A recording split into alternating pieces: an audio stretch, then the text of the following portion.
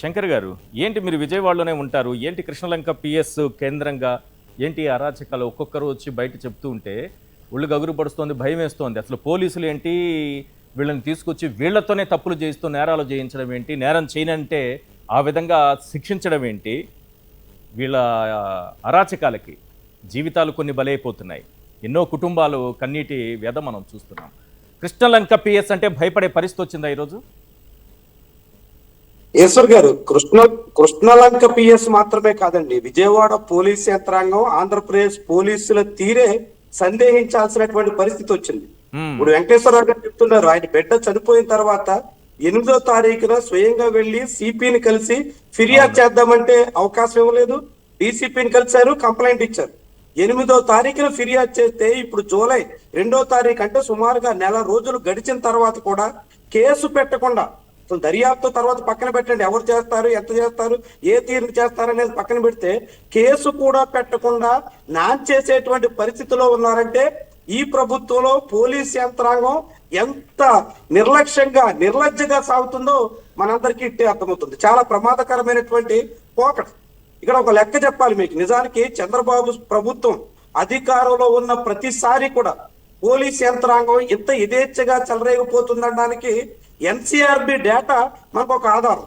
2014-19 మధ్య ఆంధ్రప్రదేశ్ లో, ఇదే రాష్ట్రంలో మొత్తం చూస్తే పెద్ద సంఖ్యలో 41 లాకప్ డెత్లు జరిగినాయి ఆంధ్రప్రదేశ్ లో. ఎన్సీఆర్బి రిపోర్ట్, పార్లమెంట్ లో కేంద్ర ప్రభుత్వం అధికారికంగా చెప్పినటువంటి రిపోర్ట్, 41 లాకప్ డెత్లు. అందులో హైయెస్ట్ 2017లో ఏకకాలంలో 27 లాకప్ డెత్లు జరిగాయి. హైయెస్ట్, దేశం మొత్తానికే అగ్రస్థానం చంద్రబాబు ప్రభుత్వం అంది.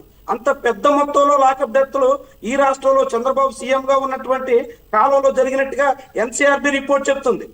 అదే 2019-24 మధ్య 15 మాత్రమే ఈ రాష్ట్రంలో లాకప్ డెత్లు నమోదయ్యాయి. అంటే 2017 ఒక్క సంవత్సరంతో పోల్చిన మొత్తం లాకప్ డెత్ల కన్నా 5 ఏళ్ల జగన్మోహన్ రెడ్డి పాలనలో తక్కువ నమోదయ్యాయి. అంటే చంద్రబాబు నాయుడు అధికారంలో ఉన్నప్పుడు పోలీసులు ఏ తీరునే ఎంత యథేచ్ఛగా చెలరేగిపోయి నేరస్తులు అనేటువంటి పేరుతో సామాన్యుల ప్రాణాలు తీయడానికి తెగిస్తారో ఎన్సీఆర్బి డేటానే మనకి చెప్తుంది.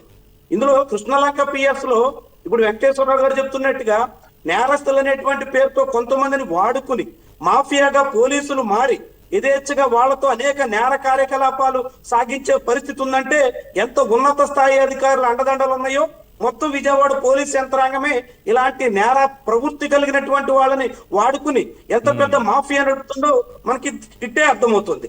ఇంత పెద్ద స్థాయిలో జరుగుతుంటే అడ్డుకట్ట వేయాల్సినటువంటి మరి రాష్ట్ర ప్రభుత్వ పెద్దలు ఏం చేస్తున్నట్టు మీరు చూడండి. సాయి కృష్ణ ఎపిసోడ్ లో ఎప్పుడో మే 1st వీక్ లో ఆయన ప్రాణాలు కోల్పోయాడని ఒక ఎస్ఐ డెడ్ బాడీ కూడా చూశారని రిమాండ్ రిపోర్ట్ లో సిట్టు పేర్కొంది. మే మొదటి వారంలో ఒక డెత్ జరిగితే, లాకప్ డెత్ జరిగితే, కస్టోడియల్ టార్చర్ తో ప్రాణం కోల్పోతే ఆ విషయాన్ని జూన్ 18వ తారీఖున జగన్మోహన్ రెడ్డి కృష్ణలంక వెళ్లేటంత వరకు, సాయి కృష్ణ కుటుంబాన్ని పరామర్శించేటంత వరకు, ఆ కేసులో మీడియా సమావేశంలో జగన్మోహన్ రెడ్డి గట్టిగా సిబిఐ డిమాండ్ చేసి సిబిఐ ఎంక్వైరీ కోరేటంత వరకు కేసు కూడా పెట్టలేదు ఈ ప్రభుత్వం. ఎంతగా నేరాలని కప్పిపుచ్చే ప్రయత్నంలో ఉందో ఈ ఒక్క ఎపిసోడ్ మనకి చాటుతోంది. రెండోది క్రాంతి కుమార్ ఉదంతం. క్రాంతి కుమార్ మే 21వ తారీఖున సూసైడ్ చేసుకుని అందులో తాను మాదిగ కులస్తుడనేటువంటి కారణంతో 3 నెలలుగా సిఐ టార్చర్ పెడుతుండడంతో ఇంకా భరించలేక ప్రాణాలు కోల్పోతున్నాను, తన చావుకు కారకుడు సిఐ నాగరాజు అని స్పష్టంగా వెల్లడించిన తర్వాత ఆ వీడియో పోలీసులకు చేరిన తర్వాత ఈ రోజు వరకు, అంటే జగన్మోహన్ రెడ్డి ఆ కుటుంబాన్ని పరామర్శించేటంత వరకు కేసు పెట్టట్లేదంటే, అంటే విపక్ష నాయకుడు వెళ్ళి అక్కడ ఆందోళన చేసి ఆ కుటుంబాన్ని పరామర్శించి గట్టిగా డిమాండ్ చేసేటంత వరకు ఈ ప్రభుత్వంలో కేసులు కూడా పెట్టరా, దర్యాప్తు కూడా చేయరా, న్యాయం చేయడం తర్వాత కానీ న్యాయం చేస్తున్నాం అనేటువంటి పరిస్థితులు కూడా కల్పించే ప్రయత్నం జరగదా? అంటే పోలీస్ యంత్రాంగం ఏ తీరునున్నట్టు? ఆంధ్రప్రదేశ్ లో పోలీసింగ్ ఎలా ఉంటే లా అండ్ ఆర్డర్ చూస్తున్నటువంటి చంద్రబాబు నాయుడు నేరుగా ఆయన దగ్గరే ఈ శాఖ ఉంది. హోంమంత్రి అంటే చాలా మంది వంగలపూడి అనుకుంటారు, కేవలం హోంమంత్రి మాత్రమే. లా అండ్ ఆర్డర్ పూర్తిగా సీఎం పర్యవేక్షణలో ఉంది. మరి సీఎం ఏం చేస్తున్నట్టు? ఇది చంద్రబాబు నాయుడు వైఫల్యం కాదా? ఒక మాదిగ కుర్రాడు ప్రాణం కోల్పోతే ఇప్పటి వరకు కేసు పెట్టకుండా నెల రోజుల పాటు కాలయాపన చేస్తూ ఆ విషయాన్ని మొత్తం కప్పిపుచ్చాలని, కేసు దర్యాప్తు కూడా చేయకుండా మొత్తం మసిపూసి మారేడికాయ చేయాలని చూసే పరిస్థితికి ఆంధ్రప్రదేశ్ లో పోలీస్ యంత్రాంగం వస్తుందంటే దీనికి ఖచ్చితంగా సీఎం బాధ్యత వహించాల్సిందే.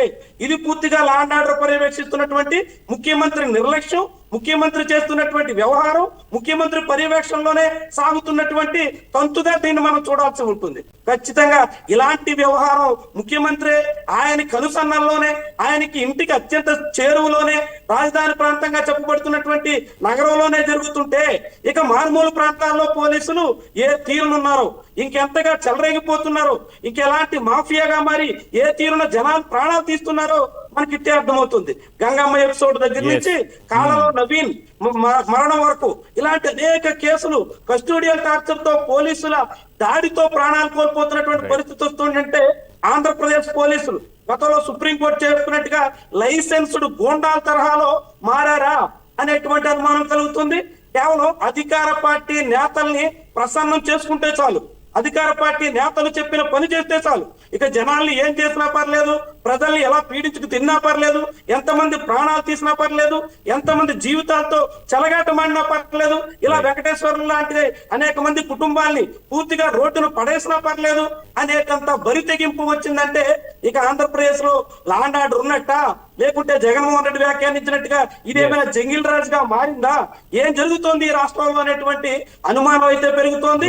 ఇలాంటి పరిస్థితికి ఖచ్చితంగా చెక్కు పడాలంటే ఇలాంటి ఘటనల మీద నాగరాజు సాగించినటువంటి ఆకృత్యాలు, అతని వెనకాల ఉన్నటువంటి మొత్తం పోలీస్ బాసుల మొత్తం అండదండలు, వీటన్నింటి మీద పూర్తిగా సిబిఐ ఎంక్వైరీ జరగాల్సిందే. ఇప్పుడు క్రాంతి కుమార్, అంతకుముందు సాయి కృష్ణ, ఈ కేసులన్నింటినీ సిబిఐ విచారిస్తే మాత్రమే ఆంధ్రప్రదేశ్ లో పోలీసింగ్ పరిస్థితి కొంతైనా బయటకు వచ్చేదానికి అవకాశం ఉంటుందనేది నా అభిప్రాయం. పోలీసులే నేరం చేయడం ఏంటి? సిఐ నాగరాజుకు సహకరించిన వాళ్ళు, అలాగే ప్రోత్సహించిన వాళ్ళు, వీళ్ళందరి పాపం పండిందా? ఈ అంశంపైన చర్చిద్దాం. అలాగే వీళ్ళ మన ఎమ్మెల్యేలు అనే అంశంపైన కూడా చర్చిద్దాం.